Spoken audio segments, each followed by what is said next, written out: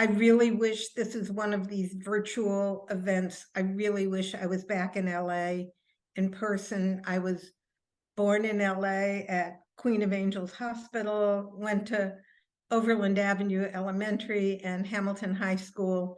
My dad he was a traveling salesman during the Depression and was able to open a little jewelry store at 1421 3rd Street in Santa Monica. So, and I spent a lot of my weekends working in the store. So LA is very much a part of me. And I went from Hammy High, went to Berkeley for my BA and MA, and then went to the UK for my doctorate. So tonight is one of those times where the filter of the screen is something I wish we could all be in the same room together. In 1855, the country was headed towards civil war over the ownership and sale of human beings. It would take Lincoln about 8 more years to kindly deal with and cop to in himself that this was a war over slavery and not just a war over disunion. Disunion was caused by the Southern states' urge, desire, fanaticism to hold on to and expand slavery in the United States. This is called the Reynolds map. It was a very famous map. It's from about 1855. And it was the core map, the map that people used as we headed toward war. As you can see, this map is all distorted. California is tiny relative to how it should be. The gray bits of this map are the states of slavery. The pink areas are the free states, although we know more and more about how slavery seeped north and was carried along by the Fugitive Slave Act and ratified by the Fugitive Slave Act. The green bits are what very much pushed the country towards war. Those are the territories, most of which we acquired from Mexico after the war against Mexico of 1848 and the Treaty of Guadalupe Hidalgo, where the United States vanquished Mexico and took basically between the top half and the top third of Mexico. And the pressure, the debate was, what was the country going to look like? Was the South going to be able to expand west, to expand its power, slavery, and have an area where the soil that was so used up from cotton and tobacco, where those crops could flourish with an enslaved, unpaid labor source. It was already happening in Texas. There were over 200,000 enslaved Blacks in Texas at the time of the Civil War, and this was the dream for California. So this hidden history of slavery in California upends the North-South image of African-American slavery in the United States. This hidden history of slave revolts and resistance in California expands also the US history of abolition and the struggle for freedom. It sets the stage for a debate that's happening very seriously in California now, the debate over reparations. How do we make right? And what will it take to make right? And how and whether will reparations address some of the inequalities of race in this country? So this map is wrong. California was not a free state and is a slave state now. This is a picture of an enslaved Black miner during the gold rush. I'm going to tell you about Alvin Coffey. Alvin Coffey was enslaved in California by 3 owners, one after the other. And he wrote an autobiography. He wrote, "I made $5,500 for him, rented out in California. He also kept $616 I'd saved, and he sold me for $1,000.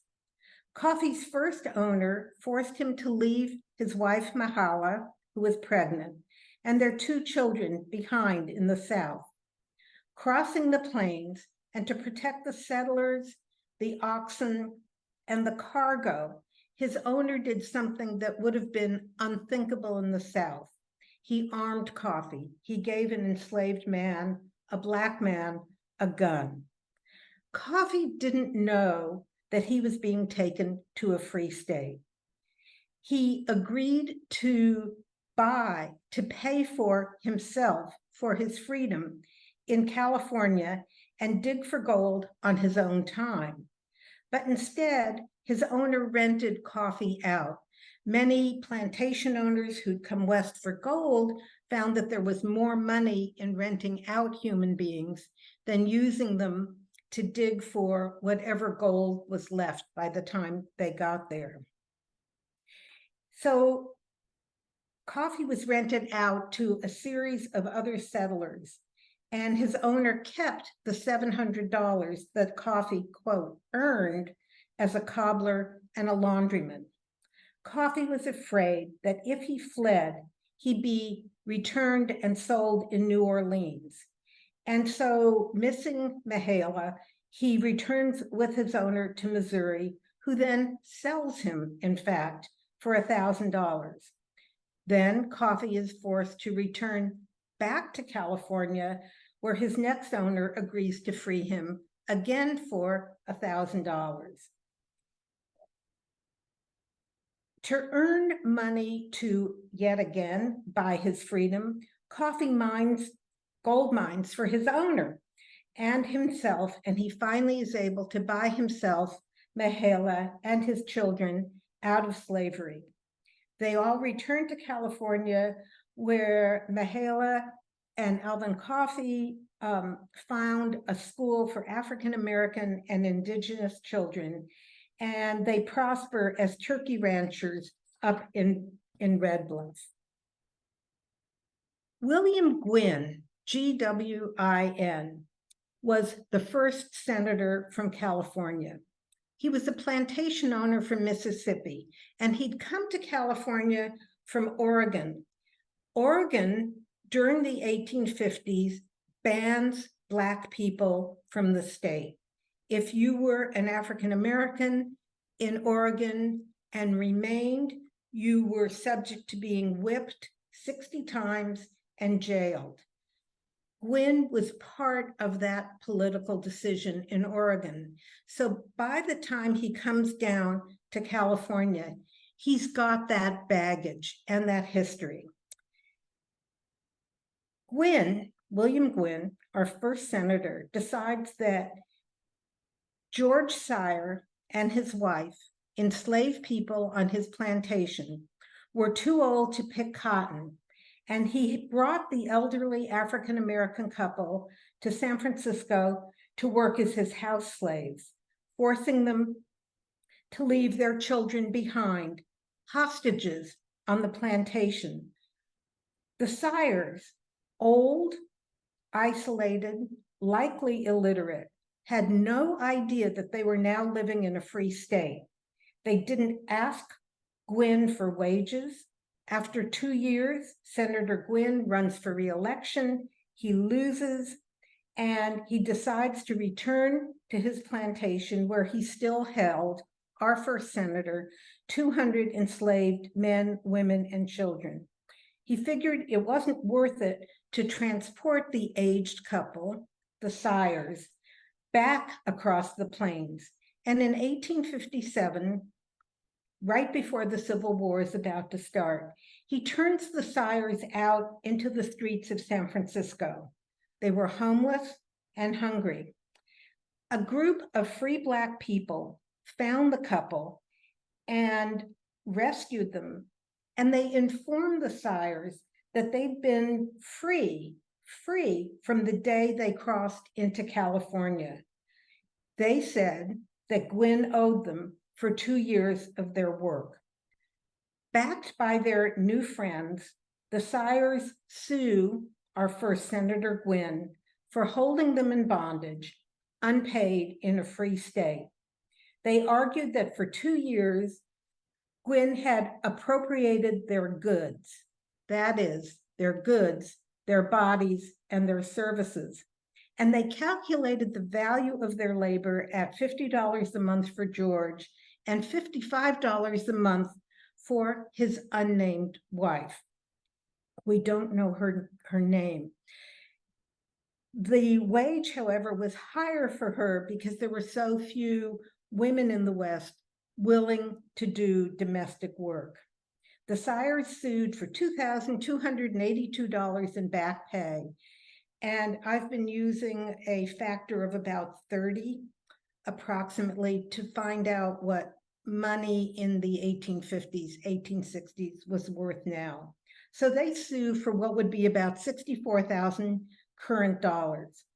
The case, Sires v. Gwynn, tests whether a white resident in California could force men and women to work without wages in a free state. Had the couple been white, Gwynn would have made a, quote, implied promise to pay them. That's what employers do. And he'd owe them for their work. There was a trial, and Gwynn, the first senator from California, conceded that he'd never given wages to the sires, but he said, like a parent, he'd provided them with food and shelter. He also said he didn't pay the sires for tasks they performed out of love or duty, like relatives, he said, who anticipated an inheritance. The sires, however, were, of course, neither Gwynn's heir nor his children. An all-white jury decided that they had the wherewithal to know that they were living in a free state, and they could have left Gwynn, the jury said, to work for someone else, or even left California. Instead, they worked for Gwynn, quote, according to the jury, voluntarily, as they had formerly done. The U.S. District Court, sitting in California, said Gwynn still owned the sires' bodies. Should he take them back to Mississippi, their, quote, former relation would revive, unquote, and they'd have to work for him again without pay. The men and women transported as slaves into California lacked standing as free workers to bring a lawsuit or even testify in court against a white man. Neither Chinese people, Native Americans, nor African Americans were allowed to testify in court in California. So the sires couldn't testify that according to the California Constitution, under the California Constitution, they were in fact free. And then oddly, the court concedes with no relevance that slavery had in fact been outlawed in the state constitution. So as we all know, gold was discovered in 1848, and the US really wanted California in the Union. In 1849, California holds a constitutional convention up in Monterey, dominated by slaveholders. And the Constitution, our first, there's going to be another, vows that, quote, neither slavery nor involuntary servitude shall ever be tolerated in this state. They didn't mean it, and they knew they had written themselves a loophole, because tolerate is not a legal standard. So with this loophole, California fraudulently enters the United States as a free state. The US really wanted California in because starting in the 1850s, in 1850, California was shipping $1.5 billion in 1850 worth annually to banks, insurance companies, and shipping firms in the East. California comes in under the Missouri Compromise, and this was a shameful trifecta of pro-slavery power. There were three parts to the Missouri Compromise, if I'm taking you all back to your SAT exams. California first would enter the US as a free state. Second, Utah and Nebraska could now choose to join the Union as a free state or a slave state. Three, and this was extremely dangerous, California, Congress would pass the Fugitive Slave Act of 1850. The Fugitive Slave Act of 1850. Any Black person in the North could be targeted, designated a runaway slave, seized, and sold. In 1850, California passed its very first law, the Act for the Government and Protection of the Indian. In its very first law, it legalized the kidnapping and forced indenture of Indians, Native American boys till they were 25, girls until they were age 35. Slavery in California began the day Junipero Serra crossed the Mexican border in San Diego in 1769 to lead the Spanish invasion of California, with 100 disgruntled Spanish soldiers invading California. Was not a for-profit event in their mind, and 8 fanatical priests. The plan was to conquer and convert thousands of California Native Americans, seize their coastal lands, and build a chain of 21 plantations, both to convert them through the Franciscan missionaries, but also to start to grow food to support the silver mines in Mexico and Peru. This is the tourist vision of the mission system, and it's the Taco Bell architecture. It was a very popular postcard that was sold at the time, and now reproductions of postcards are very popular. You could buy it again on eBay. This is what the missions really looked like. And they were built by the soldiers. The soldiers had not come to California to do construction work. They were fighters. They wanted to be warriors, invaders, and their anger was taken out on the Native Americans who they were forced to guard and in many cases capture. Unlike the churches of our children who were, and this is of course no longer true, but for many of our kids, they all did the 4th grade mission project. And dreaming of Taco Bell, they built missions out of sugar cubes in the 4th grade mission project. Living in DC, after I moved from California, my kids, actually it was really my husband, built the Supreme Court out of sugar cubes. But in California, we were building missions out of sugar cubes. In San Diego, the Kumeyaay Indians, who were captured for the first mission, the San Diego Mission to Acala, were freed. The Kumeyaay people sweep down from the mesas surrounding San Diego. They burn the first San Diego mission. They kill the padre and Father Jaime, and they free all of their brethren, all of the Kumeyaay who were held at San Diego Mission, never to return. At San Francisco's Mission Dolores, named the Mission of Tears, captives fled across San Francisco Bay in reed canoes. At coordinated slave revolts at Mission Santa Barbara, La Purísima, and Santa Ynez, indigenous captives seized the priests, fled by hundreds into the Tule marshes, and pointed to the end of the life of the Spanish missions. Growing up in California, I was never taught this. I was unschooled. In the early 1800s, Russian fur traders transport the first enslaved people who are transported from another country into California.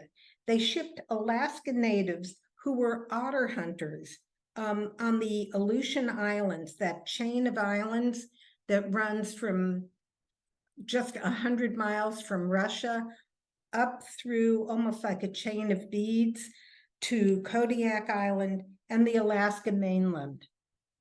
And the fur of the otter, of the sea otter, not the river otter, the fur of the sea otter has 1 million pieces of fur per square inch. It is the softest, the silkiest fur that there is. It's silkier than mink.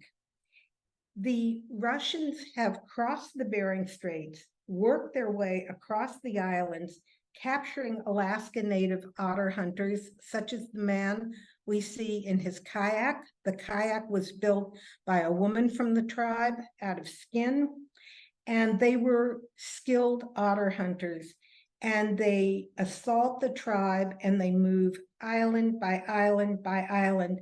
And when they have decimated the Alaska Native tribes, and the population of otters, they turn right and sail down the Pacific coast. They land first in Trinidad, which is now the fishing village in Northern California. They land first in Trinidad, working their way down the coast.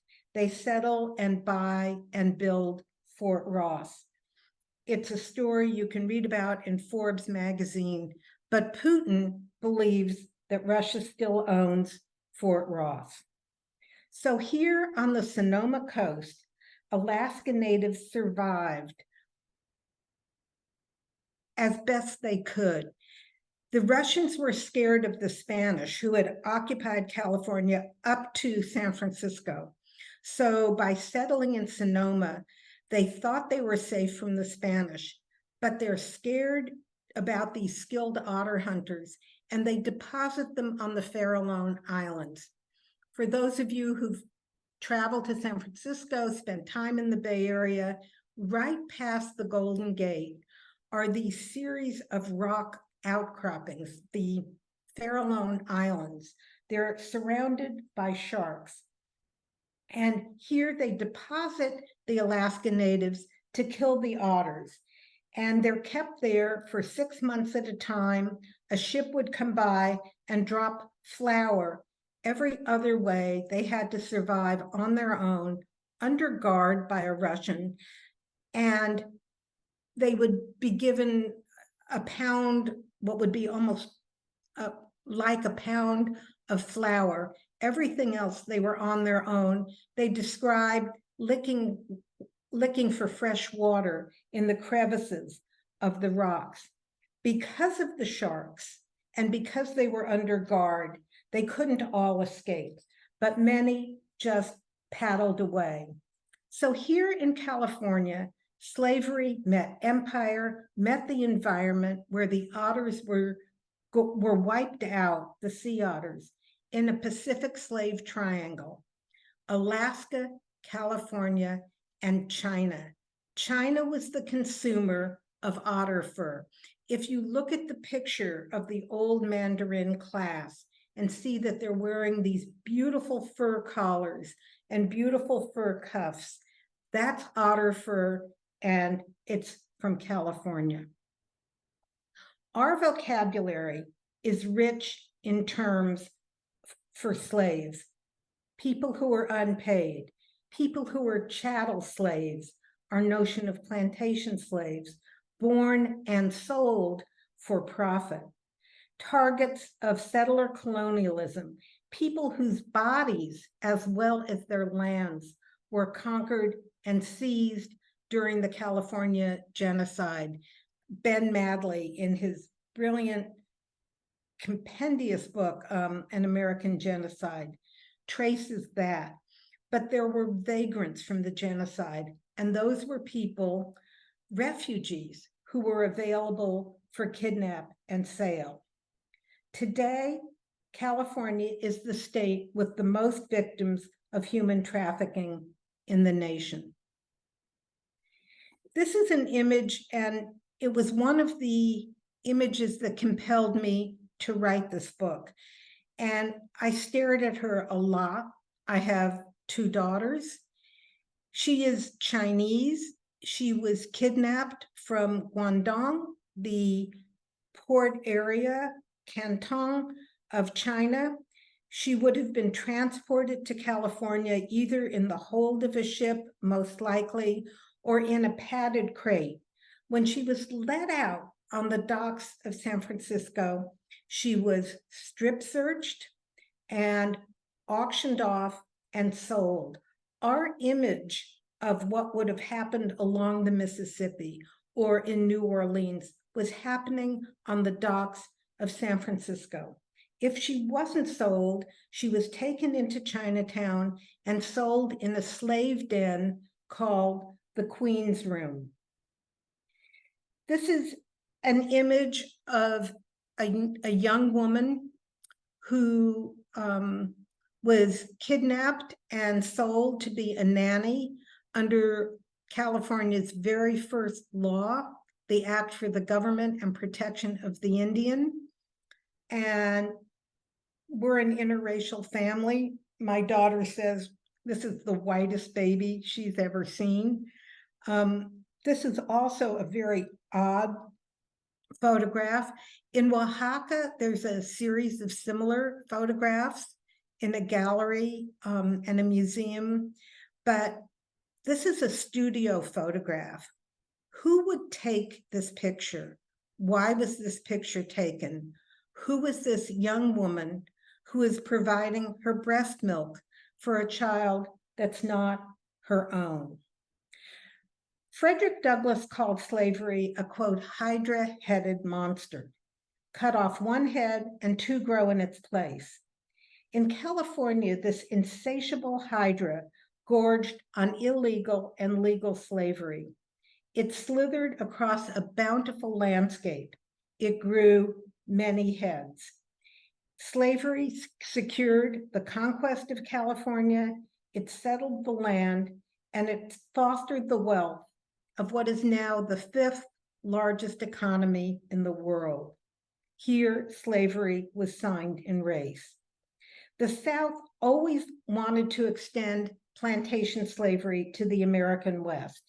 Tobacco and cotton had destroyed Southern soil, and even before the discovery of gold, a few Black men had been transported across the plains, marched 3,000 miles to work in the fields of California. With the gold rush, Chinese girls were shipped from China into California.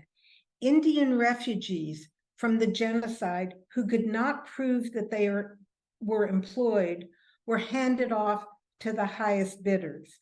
Refugees from the Indian genocide were seized and sold from reservations and US military forts and delivered deliberately very far from their homes so they couldn't return, to clear the land of California, or as in this case, to work as nannies.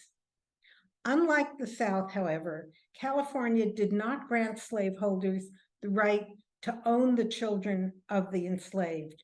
But of course, children stayed with their moms, and everywhere in California, slavery was gendered. It was enforced through rape, through assault, through the fear of being separated from your kids, sort of what's happening at the border now. Chattel slavery thrived side by side with other kinds of slavery. California had to build a penitentiary. Every state has to build a state penitentiary. And the contract for that is given to a corrupt guy named James Edsel. And what James Edsel does is take two ships that were floating in San Francisco Bay, abandoned as its captain and sailors went up to the gold rush country. And he takes two of these 400 empty hulls and retrofits them as prison brigs and captures the men. He gets the legislature to give Edsel prisoners from all across California, and he puts them into chain gangs. They're sleeping in these nasty, fetid hulls. This is a picture of the LaGrange. It was a prison brig that floated up and down the Sacramento River and was basically docked in Sacramento for the same purposes.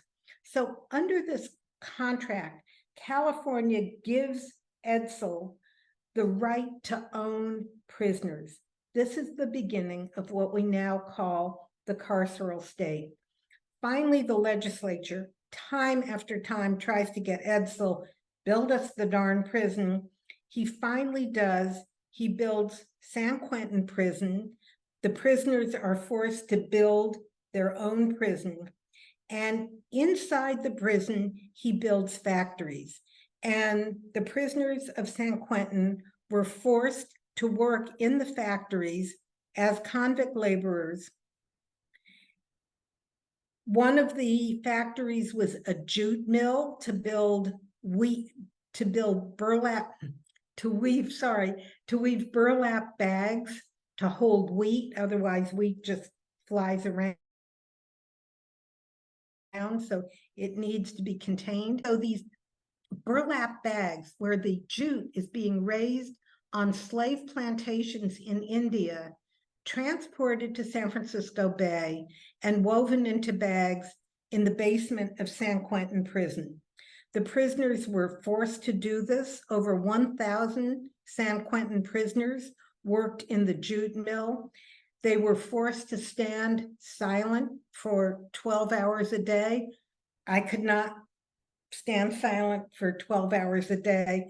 I couldn't stand silent for an hour. And if you talked, you were tortured. San Quentin imported means of torture from the East Coast, and this was an early version of waterboarding. If we think of the 13th Amendment, the 13th Amendment says neither slavery nor involuntary servitude, except as punishment for a crime, shall exist within the United States. It's that phrase, except as punishment for a crime, there can be no slavery. But we understand that slavery is not a punishment for shoplifting or petty theft or smoking pot. Only 7 states today have abolished slavery behind bars in their state constitutions. California is not yet one of those. Few enslaved Black people fled to California. It was just too far away. It was unfamiliar. It was 2,000 miles away from home. There was no news filtering to the South of a West Coast abolition movement. And at first, there was no underground railroad. An underground railroad that led both to Canada and to Mexico would grow very quickly. But people in the South didn't know to flee to California. But to everybody's surprise, in California, there was a unique meeting. Enslaved people in California, like in the case of the Sires, met free Blacks. Free Blacks who had come west for the gold rush, like everybody else, or for wealth, for adventure, to get away, but also under pressure of the fugitive slave law, with the wind at their back of the fugitive slave law. Free Blacks came to California searching for freedom. And there, to their surprise, they encountered enslaved people who had been working on the plantations and now were working in the mines. And that's the birth of California's first civil rights movement, as free Blacks helped formerly enslaved Blacks, currently enslaved Blacks, find their freedom, helped them run away, rescued them from ships, hid them in boarding houses like the Hackett House in San Francisco, and spent loads and loads of money on white lawyers to establish their freedom. The Federal Fugitive Slave Act didn't work in California because enslaved people didn't flee across a state line for their freedom. And so in 1852, California passes its very own Fugitive Slave Act that says you can snag an African-American person who has fled within California, didn't have to cross a state line. 5 years before Dred Scott, the California Supreme Court validates this and ratifies it through a series of court cases. If one is looking for the most hardcore evidence that there was enslaved African Americans in California, it's this ad. It ran in the Sacramento Union. It bounces between the Sacramento Bee, the Sacramento Union, and I don't want to read it. You can all maybe take a sec to read it for yourself. It begins Negro for sale. And there were ads like this that I found in many of the California newspapers of the time in the 1850s of the purchase and sale, that is chattel slavery in California. Women are not supposed to cry at work. When I found these papers in the state archives in Sacramento, I cried. These are petitions for the rights for Black people to testify in court. I kept wondering, where were the demands for freedom? Why was it the demand for the right to testify? And it took me a bit to put the pieces together that without the right to testify, with the California Fugitive Slave Act, Black people were not free. Their freedom was not assured. And in a series of colored conventions that were happening all over the United States, over 1,000 colored conventions where Black people gathered and met. There were 4 in California, 3 before the Civil War, and all 3 of them, 1, 2, 3, were about the right to testify. And Black people organized a petition campaign for the state legislature for their right to testify, because that's their demand for freedom. And when I touched these papers in the archives, I cried. For over 250 years, all of the groups of the enslaved in California sought freedom, and all of them sought various kinds of reparations. When Mexico ended the mission system, Native Americans demanded retroactive wages for all the churches and barracks they had built and the fields that they had planted.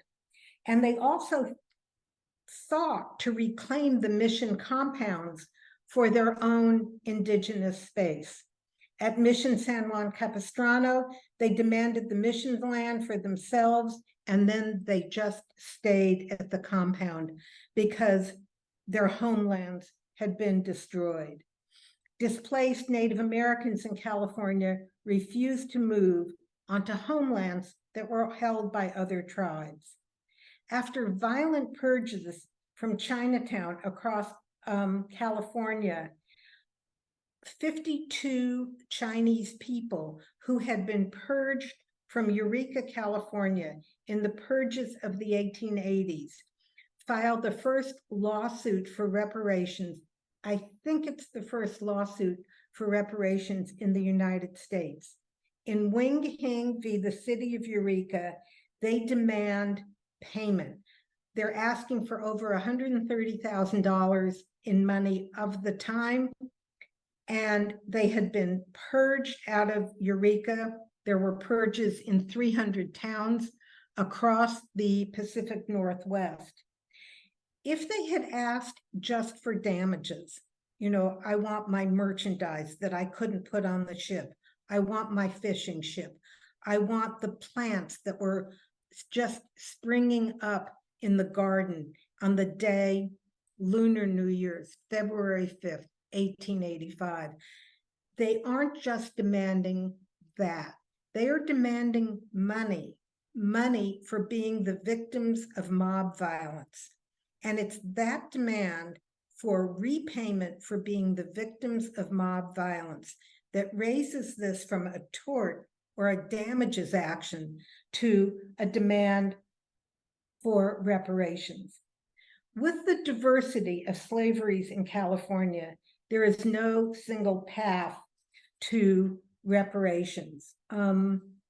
We do know that different groups of people want different things.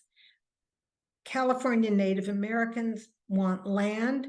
Right now, perhaps you've been tracking this, they have asked for and won and fought for the removal of dams on some of the rivers, dams that are no longer in use for hydroelectric power. But the dams have killed the salmon and dried up the water that's all gone to agriculture in the central part of the state. So Northern California tribes like the Karuk and the Yurok want the dams down. And this summer, the first dam came down on the Klamath River. My image was that the dam was going to be blown up. And with everything that was happening in this country this summer, I think I really wanted to see a dam blown up, but it was much more a matter of bulldozers and screwdrivers. But the first of 4 dams on the Klamath is gone, and the second is being taken down as we speak. All forms of reparations depend on witnesses, on evidence, on history. Reparations must recover forgotten truths. Stolen people undid the deep silences of slavery, the silence that I was raised with, the silence that I at least was educated through. And they refused to endorse the fiction of a free state. It's their stories that grow through the wiry growth, these wiry stories that push through the sealed mortar of history, of academic and historical forgetting. But reparations also require money. They require some kind of very, very complicated valuation of what has been taken. For the first time, California, the first time anywhere in the United States, California has put a price on what reparations for the enslavement of Africans downstream from plantation slavery in terms of healthcare, education, redlining areas that they can't own or move into or rent in, what it would all add up to, plus the monetary loss of bodies, of loss of wages, stillbirth. All of this has been valuated in a very daunting 1500 report from the California Commission on Reparations, and there's another version, the San Francisco Commission on Reparations, that very carefully consider each of them over 100 ways that slavery costs. It costs real money. And the total figure is $850 billion. In 2019, Governor Newsom apologized for, quote, the war of extermination that slaveholder, our first governor, Peter Burnett, launched against California natives in 1851. And he's convened a Truth and Healing Council. And many Costanoan and Ohlone Native Americans oppose it because they say Californians are unready to, quote, listen with their hearts so they can understand and help carry the burden.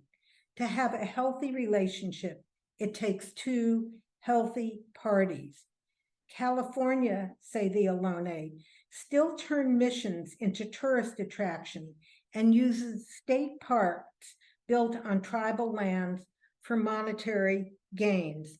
And the historian Tony Platt has just published a book called The Scandal of Cal on the land grant universities. And I truly loved my time at Berkeley, and I loved Berkeley. It didn't occur to me that I was getting my education on Native American land way back then.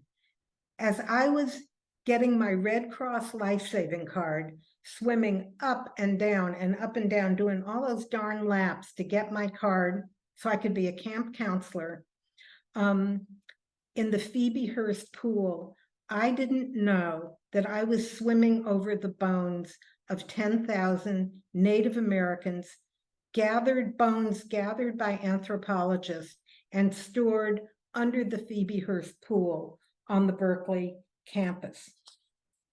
So slavery in California was costly.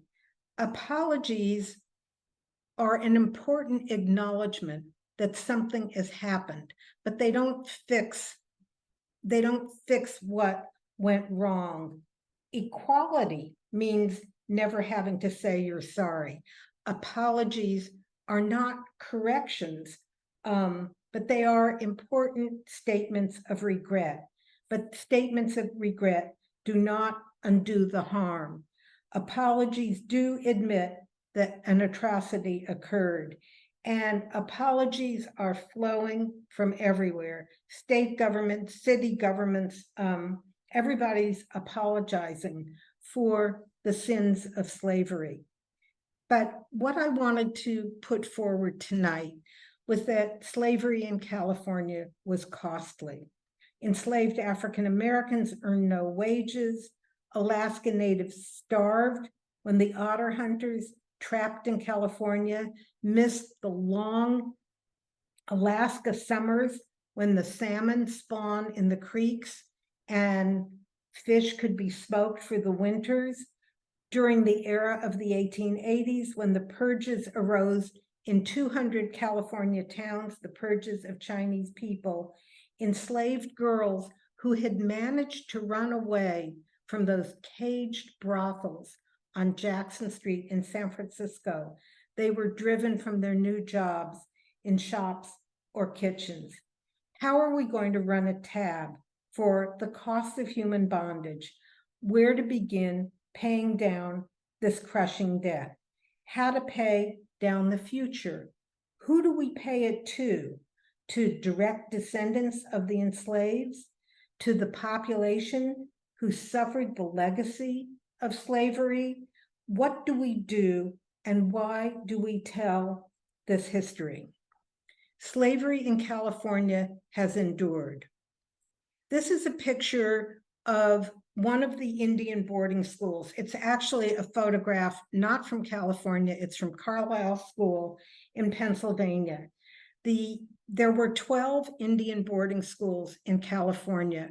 California passes a law that all Native American kids are entitled to a public education, but there were no schools on the reservations, and this was the good for go to seize Native American children, capture them into the boarding schools, and then put them into the outing programs. And when I first read the word outing programs, that means something very different now. The outing programs were to send these children out enslaved. The boys were sent to work in the citrus groves, and the girls were sent to work as domestic servants in the new hotels and the new households where there were so few women in California to do domestic work. So this was a class at the Sherman School in Riverside, California. It's from Sherman's own photographic archives. And this is a class teaching girls how to iron so that they can go into the outing programs as servants.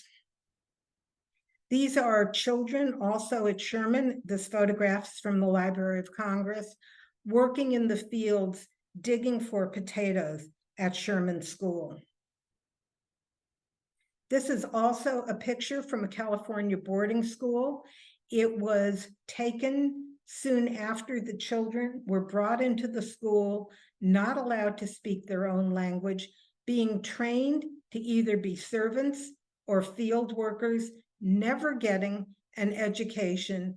And later, and I can't identify when, the children, the photograph was numbered by the number of the children, the number assigned to them. And then this child, the fourth from the left, who looks incredibly unhealthy, is marked dead. This is a picture of and it's one of my last, of modern human trafficking. This is an Egyptian girl. Her name is Shaima Hall, and she was brought to Riverside, California by an Egyptian family that was on the run. She had been exchanged for her sister, who in Egypt refused to be an enslaved nanny, and she's brought to Riverside. She's locked in this little cubbyhole above the garage in this house in Riverside. She's forced to eat scraps, sometimes from the floor, of what was left over from the children's food. And a neighbor notices her and wonders why there's a child nanny taking care of other children in the park. And she calls Child Protective Services. They sweep in, they take Shaima, and the parents are in fact jailed. And Shaima wins a monetary settlement for the years she spent unpaid. She's put into foster care, and her foster family keeps the money from her settlement. Shaima has written a beautiful young adult autobiography. It's called Hidden Girl, about what happened to her. And now she's become a spokesperson for victims of human trafficking. This is my last slide for tonight. And this woman is my heroine. Her name is Yoklin.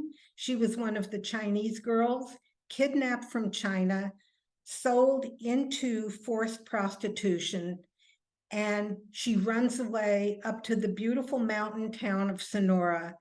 And one day she climbs the steps of the Sonora courthouse and she creates her own affidavit. And she says, "My name is Yoklin. My husband, Charlie," which is a generic racist name for Chinese people, where people thought they couldn't pronounce the name.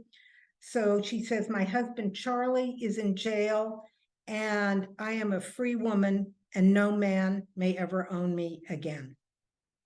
Thank you. Thank you for listening. And I'm happy to take your questions. Thank you so much. I'll start maybe just to get the ball rolling. I was curious if there are sort of resources or maybe places too that you recommend for people who want to learn more about the history of slavery in California, or get involved in some of the current issues as well. Sure. What was striking to me is that the story wasn't hard to find. It's sitting right beneath the surface of what we know and the histories that we've been taught. I spent a lot of time at the Bancroft Library on the Berkeley campus. I spent a lot of time in Sacramento at the State Archives. There are mission archives that are held at Catholic University here in Washington, D.C. And right now, so much of this, and if you're a teacher, you can duplicate, have your kids play out the debates that were going on at the colored conventions. And that's just coloredconventions.org. Actually, that started at the University of Delaware, the whole Colored Conventions collection and archive, and a really important anthology. So people can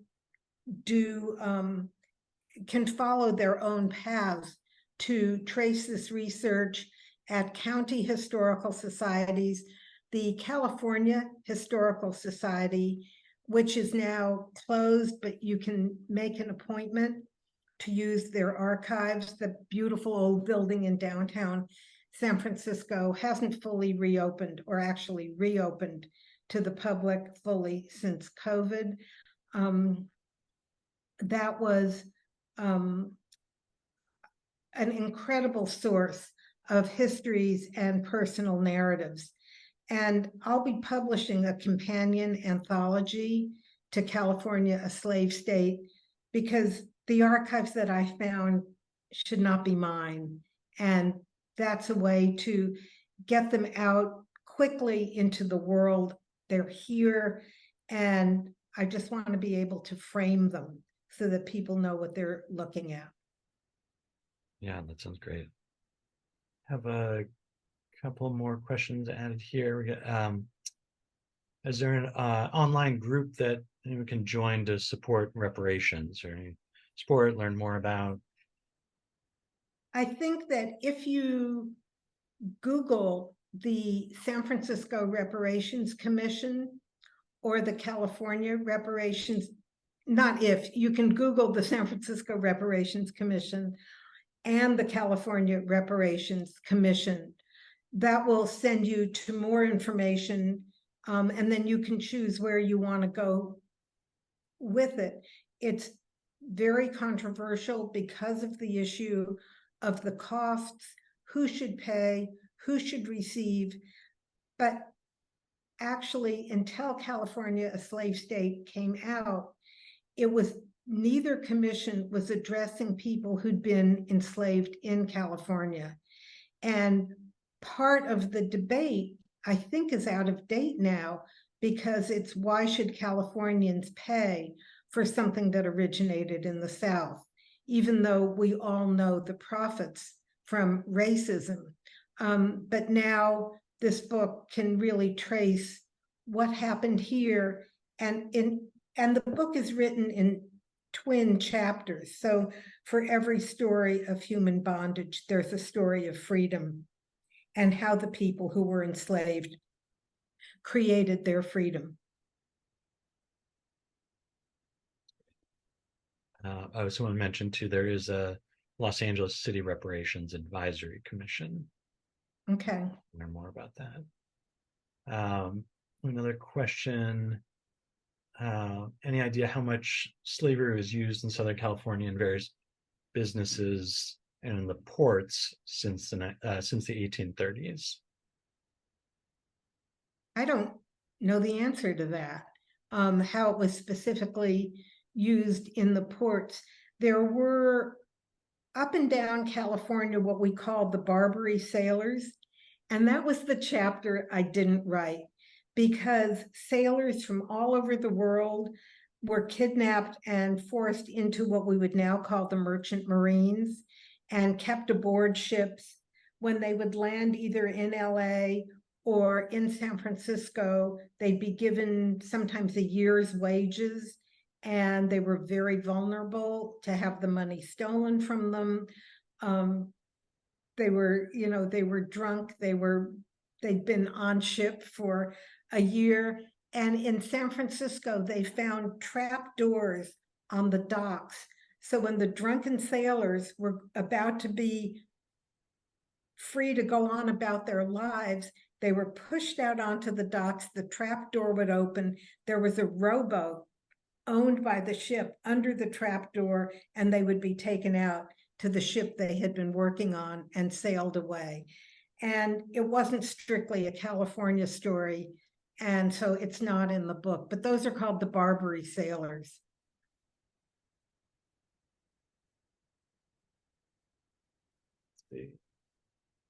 From Michael Holland, Los Angeles municipal government refused to enforce racist policy because the state constitution didn't allow it.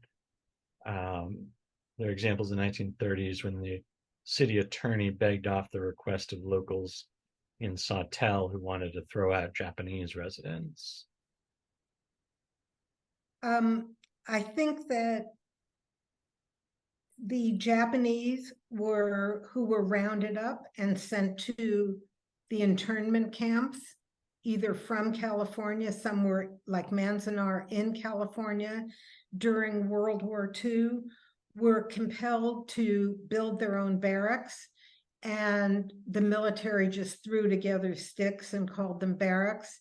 And so the Japanese prisoners in these camps built their own barracks, did their own cooking, started their own schools, and and in some cases, grew their own food because the food was inadequate.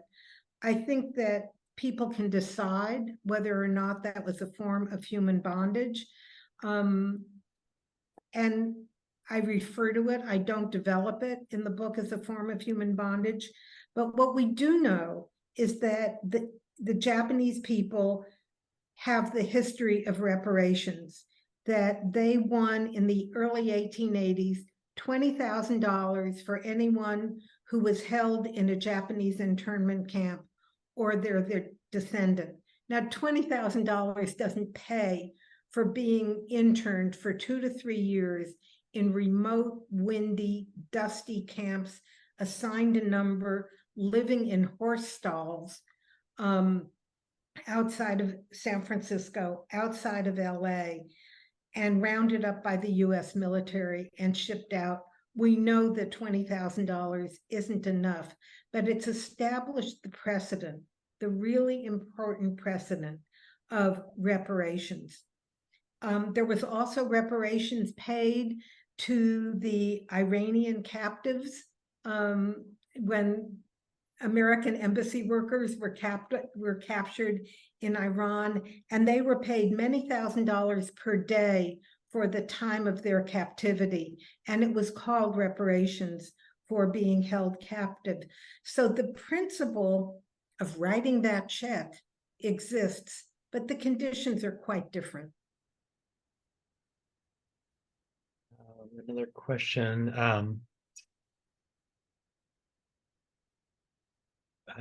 Curious if the French immigrants during the gold rush had any positive influence on the issue of slavery, seeing as France had outlawed slavery so early. Was there pushback on it? I did not find any documents regarding French miners. I found, and I didn't find any documents recording slavery from British miners. There are loads of miners' diaries. There's some at the Huntington, very close to the Historical Society, and close to, and the Huntington has all sorts of resources closer to LA.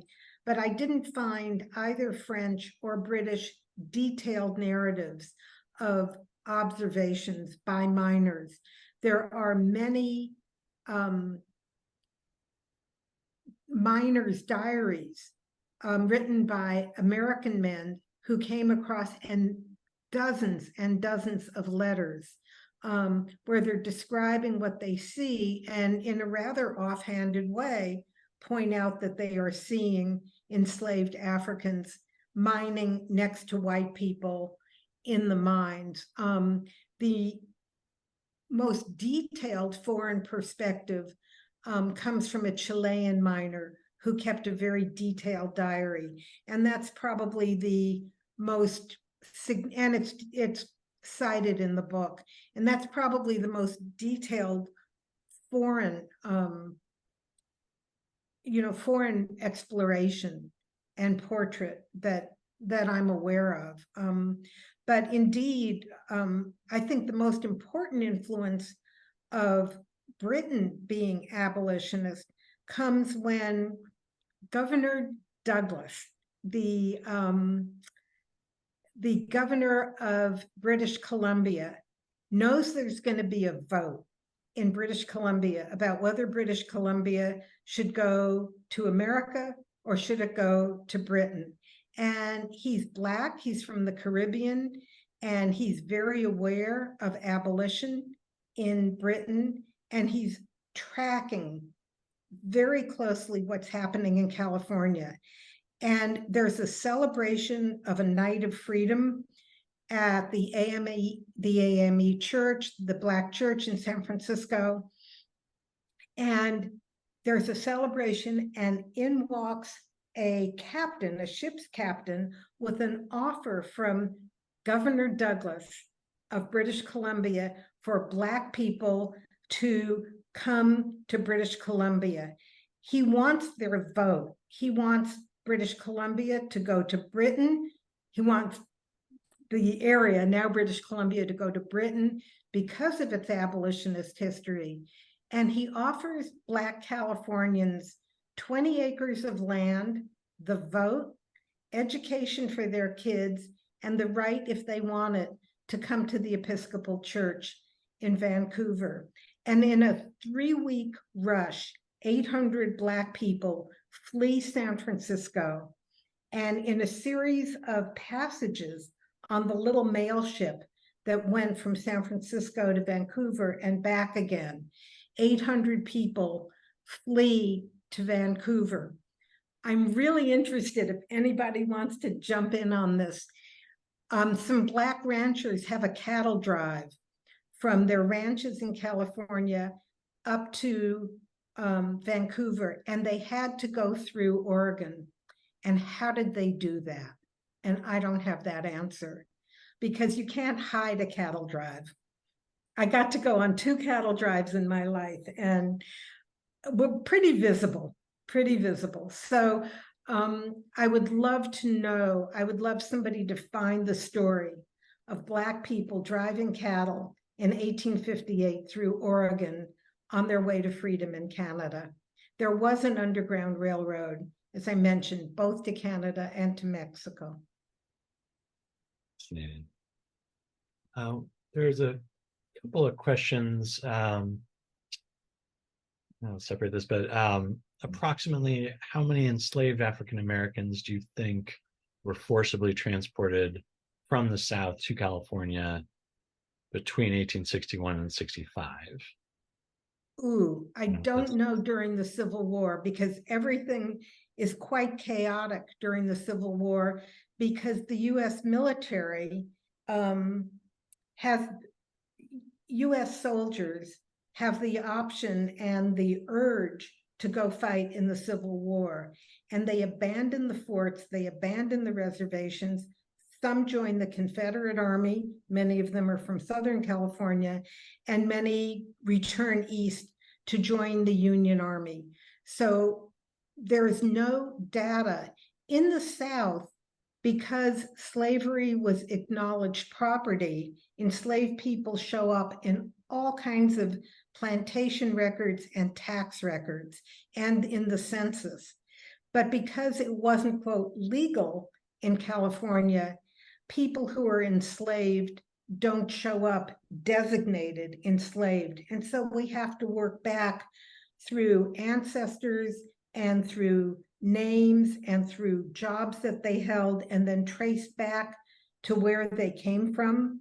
And I learned a lot about how to do this through coloredconventions.org, and the Delaware undergrads and graduate students are amazing, particularly at tracing the genealogy of African Americans. And I've used their pretty brilliantly packaged program to teach the colored conventions, both as a form of Black print culture and as historical events. And it teaches really well because you teach it through the people, and your students have the opportunity to track an individual. And it's all fed and published on the Colored Conventions website. So it's a brilliant teaching device for anybody in the audience who's a teacher. And if they want, they can get in touch with me and I'll put them in touch with that organization. It's still based at Delaware and based at Penn State, depending on where the scholars are. Great, thank you. Time for a couple more, a couple of questions, comments about Biddy Mason. You talk about her in the book and as a tie into LA history in particular. And there's a question about whether or not she was somewhat of an anomaly in terms of winning the question up here, winning her freedom, or if there's other examples. There are loads of examples of court cases. The most, Biddy Mason's is famous, where there are several stories, about her, and various records about her. She was brought into California by a Mormon who owned her and another woman, Hannah, who is not as well known. Between them, the two women had 11 children. They're found, and they go before a judge in Los Angeles who frees them from a Mormon who had brought them into California as part of a Mormon community. And they had come, as far as I understand and recall, from the South to Utah, so in kind of a triangle, down to California, where they are freed in a court case. The most famous case, along with Biddy Mason, is the case of Archie Lee, who flees over and over and over again. And on his fourth trial, he is rescued from a rowboat in the middle of San Francisco Bay. The Free Black community has rented from the San Francisco Police Department. They've rented the little police boat to meet where Archie Lee is going to be boarded upon the ship and taken back to New Orleans. And they seize him. And in the fourth trial, he is freed. And it's actually the celebration of Archie Lee's freedom where the captain arrives, unrolls the map from Canada, and says, here's the offer on the table, folks. And it's part of the celebration at the AME Church in San Francisco. Suddenly this guy appears. Truly the night of the celebration of Archie Lee's freedom. There's the famous Charles Perkins case where the ruling goes the other way. And in that case, the right to own another human being is ratified in the California courts. One of the reasons 800 Black people choose to flee to California is that they're broke. Paying off all of these really competent and good-hearted, but they charge their fee, white lawyers, was breaking the Black community. There are other heroines. There's Mary Ellen Pleasant, who came out wealthy, and she owns a chain of boarding houses. They may have been brothels, and she is funding these civil rights actions. And her husband was what is called a blackjack. He was a sailor on these ships. And so he knew when a ship was going to sail for New Orleans. He tells Mary Ellen Pleasant, she tells the Black community, and they rescue Blacks who are about to be shipped back. So there was a very active Underground Railroad in California. There are many stories. Yeah, that's great. Thank you. So I know we are running up against time here. I know there's a couple of questions folks wanted to know if this would be recorded, and it has been recorded, and we'll be sharing it on our YouTube page as well as our events page. And I'm just going to share that link again in the chat here, make sure everyone can see that. And there you can find out about upcoming events, find the recordings of this webinar as well as previous ones will be found there. Yeah, the book is very available in independent bookstores, on the most famous online bookstores. Your local bookstores all have online presences, and it's my understanding that the audio of this book came out today. It was due out today. I haven't seen it yet, but for people who prefer audio books, that's available or will be available in the next few days. That's great. Excellent. I want to thank you, Professor Pfaelzer, and thank you to everyone who joined us tonight. Hopefully we'll see you at the next event. And I shared her website there, so if you have any questions, you can follow up there. And well, thank you all for coming, and it was really good to be back in LA. I just wish I was really back in LA. Thank you so much. thank you so much.